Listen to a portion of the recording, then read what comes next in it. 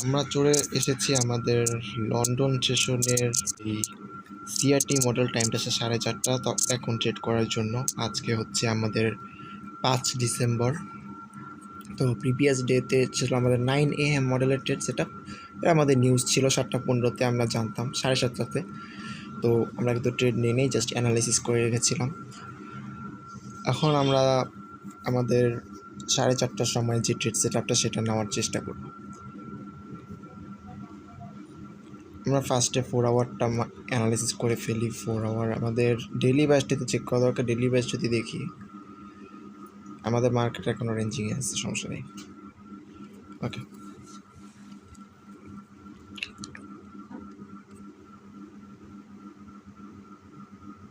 এখানে তো অনেকগুলো ক্যান্ডেল রয়েছে, তবে ওকে।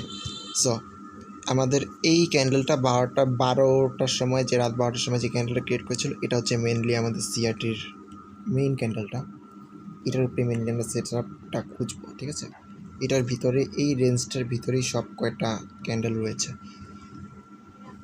পাশে আমাদের হাইটা হবে এখানে।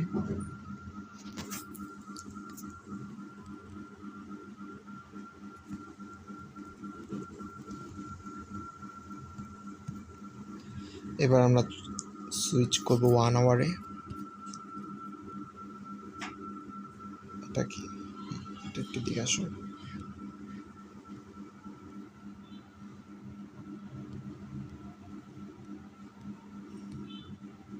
আরে নড়ে লাগে না।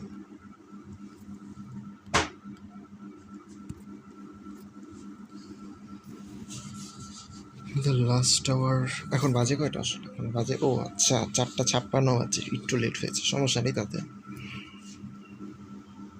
রিসেন্টলি আমাদের লোটাকে একটু লিকুইডেট করে উপরের দিকে মার্কেট যাওয়া স্টার্ট করে দিয়েছে। আমরা 15 মিনিটে চলে যাব।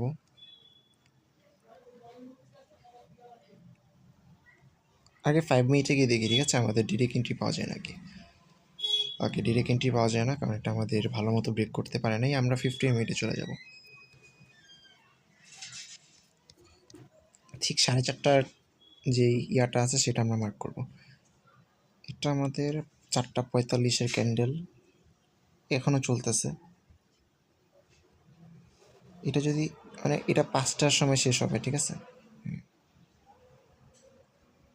আমরা 4:30টার ক্যান্ডেলটাই মার্ক করি, সমস্যা নেই।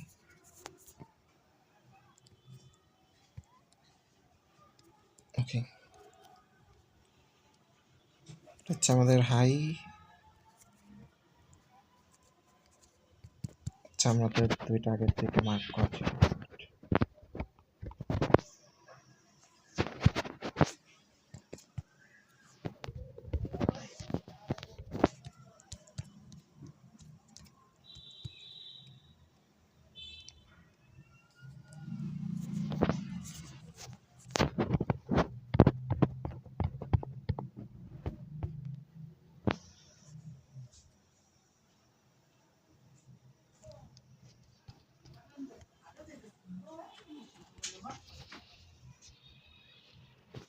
ফার্স্ট আমাদের 4:30টার যে 15 মিনিটের হাইলো মার্ক করা হয়ে গেছে। আমরা জাস্ট এখন 3 মিনিটে চলে যাব।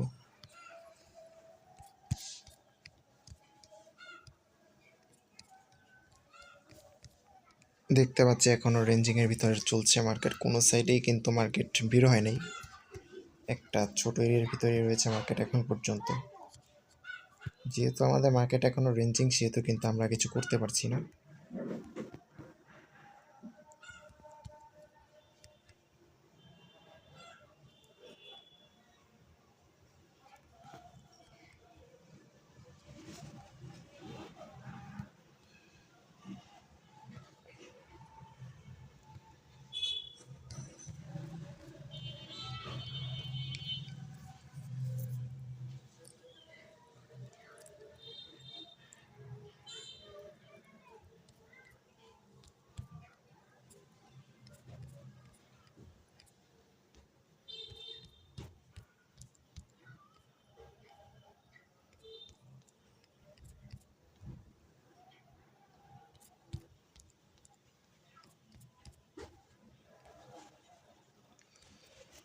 আমাদের জাস্ট কোনো একটা সিনে মার্কেটের লিকুইডিটি সিভ করতে হবে, দেন সিএসটি কনফার্মেশনের সাথে আমরা ট্রেড সেট আপ খুঁজবো।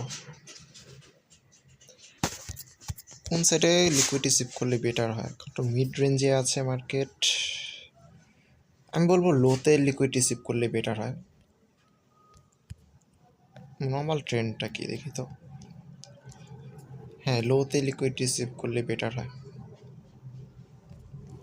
ট্রেন্ডটাও বাই, মার্কেটটা যদি এদিক থেকে ব্রেক দেয় তাহলে বেটার, দেন আমরা এই পর্যন্ত টিপে নিতে পারবো।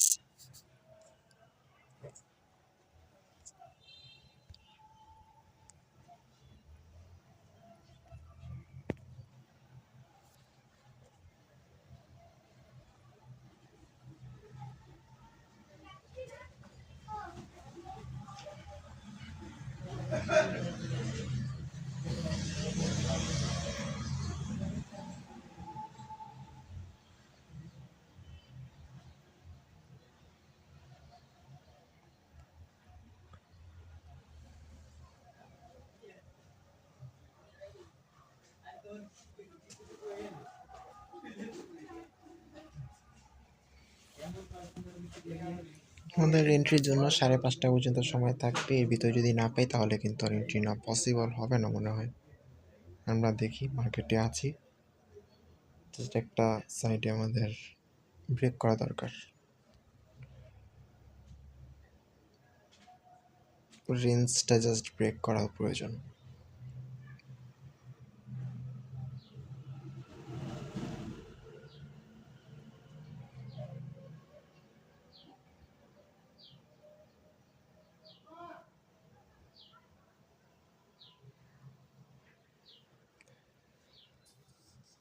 আচ্ছা, আমরা ব্রেকের জন্য একটু ওয়েট করি, আমরা একটু পরে আসি, আমরা ব্রেক করার জন্য একটু ওয়েট করতে থাকি।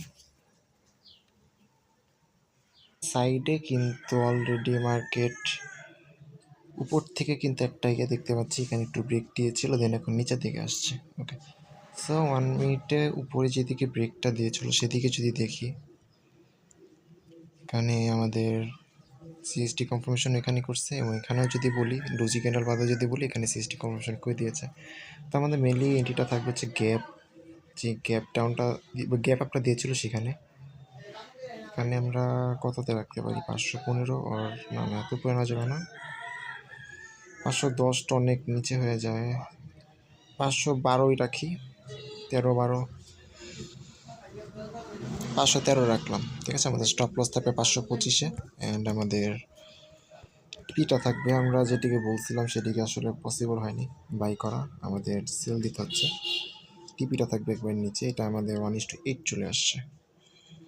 ওকে, এটা আমরা যদি 415-তে রাখি, এনাফ, 1:8.17।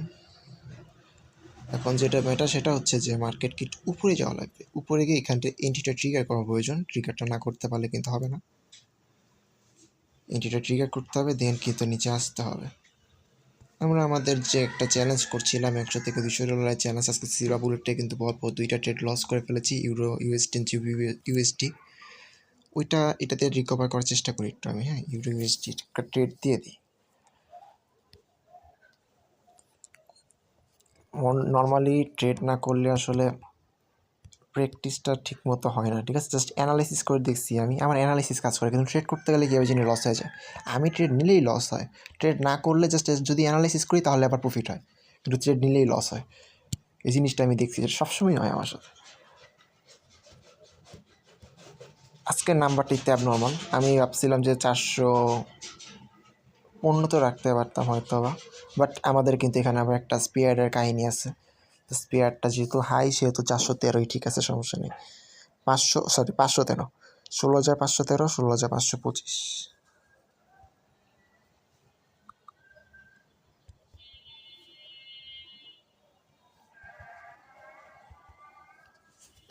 60 সেন্ট, আরেকটা যদি নিই 72 সেন্ট, 84 সেন্ট, 96 সেন্ট। ওকে,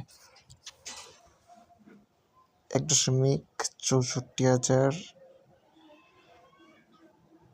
না 16,415।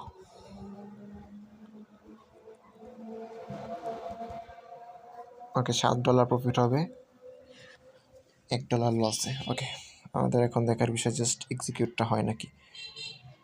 আমাদেরকে বাই করতে বলছিল 16,054 থেকে, তো এটা আমরা আজকে সিলেবলটা করেছিলাম, বাট মাটা খেয়েছি। ওকে, এটা এখন বিষয় যেটা সেটা হচ্ছে যে আমাদের এন্ট্রিতে মার্কেট এখন যায় নাকি। মার্কেট নিচে চলে আসছে, এটা ঠিক আছে, সমস্যা নেই ওইখানে ম্যানিপুলেশন নেওয়ার পর, বাট এন্ট্রিতে যায় নাকি সেটাই হচ্ছে মেন বিষয়। নর্মালি মার্কেট ডিরেক্ট এরকম করলে কিন্তু ঝামেলা। অবশ্যই এখানে আরেকটা জিনিস আছে, সেটা হচ্ছে যে আমাদের সিএসটি কনফার্মেশনগুলো যদি 1 মিনিটে নেই তাহলে কিন্তু এন্ট্রি তার ব্যাক করে না। 3 মিনিটের কনফার্মেশন নিলে সেটা ব্যাক করে। যেমন যেখানে আমাদের 3 মিনিটের কনফার্মেশন আছে হচ্ছে এখানটাতে, এখানে মার্কেট আবার আসবে একটুকু পর্যন্ত, হয়তো বা আসবে, এটা মিডল পর্যন্ত আসবে, হয়তো বা 500 পর্যন্ত উঠবে, 16,500, এটা হায়েস্ট পসিবিলিটি আছে 500 পর্যন্ত ওঠা, দেন আবার চলে যাবে। বাট আমার মনে হয় না এন্ট্রিটা এক্সিকিউট করতে পারবে। ঠিক আছে, আমরা এখন মার্কেট থেকে বের হয়ে যাব, এটা দেখার কিছু নেই। যদি এক্সিকিউট করে সেটা আমরা কিন্তু আমাদের 9am মডেলে এসে আবার চেক করব। ঠিক আছে, 9am মডেলে দেখা যাবে এটাকে এক্সিকিউট করেছিল কিনা। এখন আপাতত বের হয়ে যাচ্ছি। রিক্স রেট কিন্তু মোটামুটি ভালোই ছিল, 1:8, বাট একটু প্রবলেম হয়ে গেছে। জাস্ট উপরে যেতে যাওয়া লাগতো, জাস্ট হালকা একটু উপরে গেলেই তাহলেই হতো।